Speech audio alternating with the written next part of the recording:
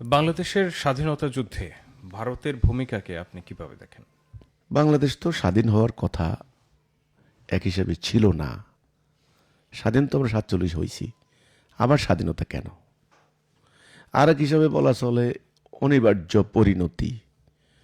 2500 mile দূরে একটা টুকরা, আমরা আরেকটা টুকরা, দুই টুকরা দুই জায়গায়। এই দুই টুকরাকে একত্রিত রাখার যে সুতা, সেটা ছিল ইসলামের সুতা, তাওহীদ, রশিদ, লা ইলাহা ইল্লাল্লাহ। আল্লাহর হুকুমের আনুগত্য ছাড়া কারো আনুগত্য করব না। পাকিস্তানও সেটা হতো, আমাদের এখানেও সেটা হইতো। তবে ঐক্যবদ্ধ থাকতে পারতো। যেমন 100টা তসবির দানা একত্রিত করে কিসে? এরা সুতা, সুতা কেটে দিলে কি হয়? দানাগুলো ছড়াই ছিটে যায়। তো পাকিস্তান স্বাধীন হওয়ার পর যেই আশা আকাঙ্ক্ষা নিয়ে স্বাধীনতা হয়েছিল, লাভ হয়নি। তারা ওই ব্রিটিশের আইন, ব্রিটিশের বিধান, ব্রিটিশের রাজনীতি চর্চা তারা করেছে। তো অনিবার্য জুলুম নিপীড়ন হয়েছে। হ্যাঁ, বিরোধী দল দাঁড়িয়েছে সরকারি দলকে নামানোর জন্য, এই তো হয়েছে। এখন 48-এ পাক ভারত যুদ্ধ হয়ে গেল কাশ্মীরকে কেন্দ্র করে। সেই যুদ্ধে কিন্তু জিন্নার পরামর্শে কিন্তু কাশ্মীর দখল করার জন্য, কাশ্মীর তখন হরি সিং কাশ্মীরের মহারাজা, উনি কিন্তু সিদ্ধান্ত নেননি। উনি অনেকটা চাইছেন, উনি ইনডিসিশনে ভুগছিলেন যে ভারতের সঙ্গে যাব না আমি পাকিস্তানের সাথে যাব, নিরাপত্তাহীনতায় ভুগছিলেন। হরি সিং কিন্তু তখন ওই কাশ্মীর, যদিও অধিকাংশ মুসলমান, কিন্তু হরি সিংয়ের ফ্যামিলি কাশ্মীরের তখন শাসক ছিল, সিদ্ধান্ত নেননি। এরই মধ্যে এই সুযোগটাকে মুসলিম লীগের কাজ হলো, পাঞ্জাবের আধা মিলিশিয়া বাহিনী, সীমান্তবর্তী কিছু আপনার হলো গোষ্ঠী একত্রিত করে তারা পাকিস্তানি সেনাবাহিনীর একজন জেনারেলের নেতৃত্বে অভিযান শুরু করে দিল, ভয়াবহ অভিযান।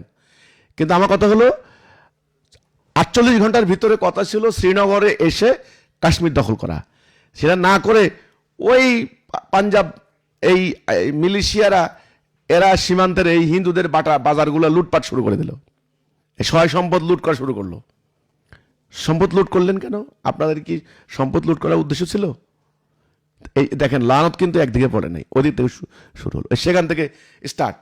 এদিকে হরি সিং তাড়াহুড়া করে এসে আর কোনো কথা নাই, ভারতের কাছে সারেন্ডার করলো, ভারতের কাছে একীভূত হয়ে গেল, বললো আমাকে সাহায্য করো। এই ভারতের সৈন্যরা এই কাশ্মীরে অভিযান চালাইলো। সেই যুদ্ধে পরবর্তীতে প্রায় 1 বছর 50,000 মুসলমান মারা গিয়েছে, জীবন দিয়েছে কাশ্মীরে, আজও সেখানে আগুন জ্বলছে। তা আমি বললাম যে ভারতের এই যুদ্ধ শুরু, সের পর থেকে 65 সালের যুদ্ধ হলো। এখন ভারত তো স্বাভাবিকভাবে পাকিস্তানকে টার্গেট করেছে, তারা তো মেনে নিতে পারবে না। যুদ্ধ তো তখন থেকে শুরু হয়ে গেল।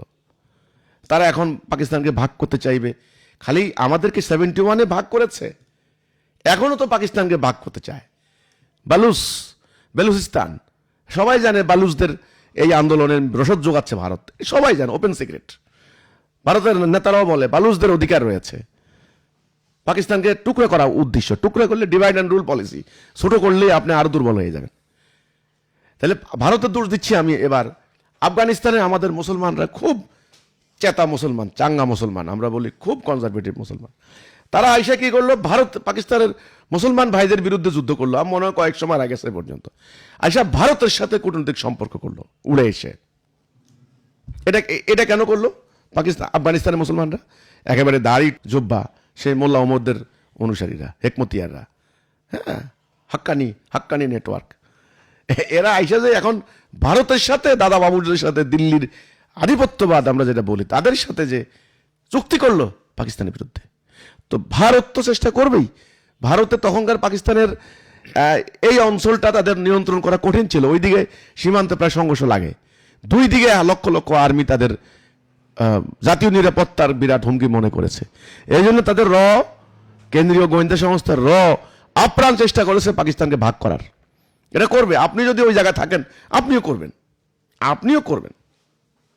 কিন্তু আমার কথা হচ্ছে এখানে 71 সালটা আমাদের জন্য, পাকিস্তানের আমার শাসন থেকে আলাদা হয়ে গেলাম, আলাদা হয়ে গিয়ে আমরা শান্তি পেয়েছি। হ্যাঁ, আলাদা দরকার ছিল, ঠিক আছে, স্বাধীন জাতিসত্তা আমাদের দরকার ছিল, শান্তি, ন্যায় বিচার, সুবিচার, মানবতা, মানবাধিকার হয়েছি। আমি আজকে বলি, আমি তো স্বাধীন রাষ্ট্রে বাস করি, আমার মনে হয় না, আমার কাছে কেবলই মনে হয় আমি মিয়ানমারে বাস করি। আমার চতুর্দিকে মগের রাজ্য চলে, মগের আর্মিরা। আগামীকালকে আমার বাড়ির পাশে ওয়াজ আছে, আজকেও ওয়াজ গেছে আমার বাড়ির পাশে। আমি বলি বিপুল স্যার আপনার হলো, আপনার এই লোকাল নাম এগুলো আপনারা বুঝবেন না, আমি খবর নিলে বুঝবেন, সোনাইমুড়ি, আপনার ভোগই, নাতের পেটুয়া, চাটখিল, এই এলাকাগুলো। আচ্ছা, কিছু কিছু এলাকা আছে আমার বাড়ির দিকে মাইক রাতের বেলা দিলে শব্দ শোনা যায়, প্রতিনিয়ত উস্কানি হুমকি ওয়াজের নামে এই ধর্ম ব্যবসায়ীরা। তো আমি তো স্বাধীন কি জিনিস আমি তো বুঝতেছি না। আমি কলেজের লাইফে যখন উঠেছি তখন থেকে আন্দোলন, যুদ্ধ যুদ্ধ যুদ্ধ যুদ্ধ চলছে। 90 আমরা আন্দোলন করলাম, আমি নিজে এরশাদ বিরোধী আন্দোলনে বহুবার পুলিশের মুখোমুখি, গোলাগুলির মুখোমুখি হয়েছে, তখনই মারা যেতে পারতাম। এখন আমাদের এই যে নতুন প্রজন্ম জেনারেশন, এই যে হাসনাত, সার্জিস, এরা এখন 24 জুলাই অভ্যুত্থান করলো আরেক স্বৈরাচারী বলে ওনার বিরুদ্ধে।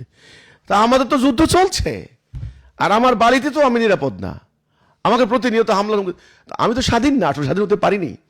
আমার কথা বলার অধিকার নাই, আমার বাক স্বাধীনতার অধিকার নাই, আমার আপনার হলো মানবাধিকার স্বীকার করা হচ্ছে না। তাহলে এখানে কিসের স্বাধীন? আমার বাড়িতে আমার লোকদেরকে জবাই করে হত্যা করেছে, এর কোনো বিচার হয় নাই। তা আপনি যে বললেন 71-এর স্বাধীনতা, আমার কাছে এর কোনো স্পেশাল মাহাত্ম্য আমি পাচ্ছি না। আসলে প্রতিনিয়ত আমি নিরাপত্তাহীনতার মধ্যে আছি, প্রতিনিয়ত আমি নিজেকে অনিরাপদ বোধ করছি। আমার আশেপাশে পরিচিত পরিজন কত ব্যবসায়ী পথের ফকির হয়ে গিয়েছে, হাজার হাজার কোটি টাকা পাচার করে দিয়েছে, প্রতিনিয়ত জায়গা জমি হারাচ্ছে, দরিদ্র থেকে দরিদ্র হচ্ছে আমার চোখের সামনে। হ্যাঁ, কিছু লোক বিদেশে গিয়ে সংসার চালাচ্ছেন, বিদেশে যারা যাচ্ছেন খবর নেন না, 14 বছর 15 বছর দেশে আসতে পারে না, মায়া মমতার এই কোরবানি দিয়ে কোনো রকম রেমিটেন্স পাঠান, 3 জন রুজি করে, বাড়িতে 2 জন খায়। এই 21 লক্ষ কোটি টাকা ঋণ বাংলাদেশ। আমি স্বাধীন বলতে কি স্বাধীনতার কোনো স্বাদ, টেস্ট আপনি আমাকে বলেন যে খাবার খাও, আমি কোনো স্বাদ পাইলাম না ভাই, মাটি খাইতে আসি, মাটি খাওয়ার মতো অবস্থা। তো ভারত টুকরা করবে, এটা ভারতের একটা সিদ্ধান্ত, ভারতের একটা পলিসি, স্ট্র্যাটেজি, ফরেন পলিসি বলেন আপনি, বৈদেশিক নীতি বলেন। কারণ ভারত মুসলমানদেরকে টুকরা করবে এটা আমি জানি, জানা কথা। কিন্তু আমার কথা, আমরা টুকরা হইলাম কেন? টুকরা হচ্ছে কেন? ভাগ হচ্ছে কেন? নিজেরটা আগে নিজে সমস্যা বলি। এখন আমাকে বললো আমরা ধরেন 2 ভাই, খালি পাশের বাড়ির গনি মিয়ার দোষ দিই, গনি মিয়ার দোষটা পরে দিই। 2 ভাই আমরা মারামারি করছি কেন? আমরা 2 ভাই এক বাপের সন্তান, এক হইতে পারি না? না, আমাদের উপর গজব পড়ছে, আমরা কেমনে পারবো? এই জন্যে 71-এ ভারত, আপনারা বলবেন ভারতের হস্তক্ষেপ। আমার কথা হলো ভাই, ভারত যেটা করেছে এটা তারা করবেই, এখনো করবে। এখনো সুযোগ পাইলে ভারত বাংলাদেশকে টুকরা টুকরা করে দিবে। কারণ বাংলাদেশ থেকে যদি বলে 7 সিস্টার আলাদা করে দিব, তো তারা কি করবে? করবে তো, এত ভারত তো করবেই। আমি কি করতে পারলাম এটা বলেন? একটা আদর্শ ধারণ করতে পারলাম, 17 বার সংশোধনী হলো সংবিধান, আজ পর্যন্ত রাষ্ট্রের মূল নীতি কি ঠিক করতে পারি নাই আমরা। একদল বলে সংস্কার হবে, আর দল বলে সংস্কার মানি না। আমরা আগে ঠিক হই ভাই, ভারতের দোষ দেব, দোষ কেবল ভারতের নয়, আপনি মিয়ানমারও দোষ দিতে পারেন, দোষ অন্যদেরকে দিতে পারেন, ইসরায়েলেরও দোষ দিতে পারেন, ইসরায়েল তো পুরো মধ্যপ্রাচ্য শেষ করে দিছে।